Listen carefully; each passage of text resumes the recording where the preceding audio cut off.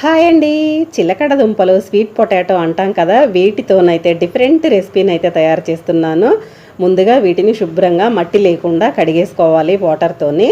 తర్వాత పైన పొట్టు తీసేసి చక్కగా తురుముకోవాలి. ఇందులో 1 కప్పు గోధుమ పిండి, అలానే హాఫ్ కప్పు బియ్యపిండి, కొంచెం బెల్లము, కొంచెం సోంపు, ఇలాచీలు, వాటరు ఇవన్నీ వేసేసుకొని పిండినైతే చక్కగా కలుపుకోవాలి. ఇది కొంచెము జారుగా ఉండకూడదు, పిండి అనేది చిక్కగా ఉండాలి. ఇందులో బేకింగ్ పౌడర్ వేసేసుకొని గుంత పునుగుల ప్యాన్లో ఆయిల్ వేసేసుకొని మనం ఇలా పునుగులు వేసేసుకోవాలి. అంతేనండి, చాలా సింపుల్ రెసిపీ.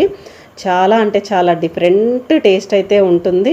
రెగ్యులర్గా మనం ఇలా స్వీట్ పొటాటో తీసుకొచ్చినప్పుడు ఉడకబెట్టుకొని తింటూ ఉంటాం కదా, అలా కాకుండా ఇలా గుంత పునుగులు చేసుకుంటే మాత్రం ఈ స్వీట్ అయితే ఎవ్వరైనా కానీ ఇష్టంగా తింటారు, పిల్లలైనా పెద్దవాళ్ళైనా అండి. ఒక్కసారి చేసి పెడితే మళ్ళీ